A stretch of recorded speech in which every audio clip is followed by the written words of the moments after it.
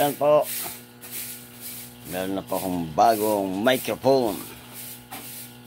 Hindi pa ito final ang aking paggamit nito. Ngayon ko pa lang ito siniting.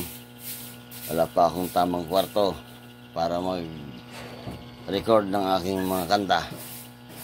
Testing pa lang ito, testing. Testingin ko lang. Nabigyan. Yan siya. Yan siya. Yan. Yan siya, oh. Yan. Yung pinaka-mic niya, hindi pa magamit. Ito.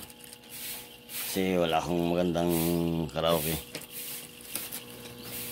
Kaya ito man ang mic ko sa karaoke ko na ano lang, natag 200 lang mic na to. Ito yung setting ng mic para dito. Para dyan. Yan, para dyan sa kanya, oh. Ito yung magamit.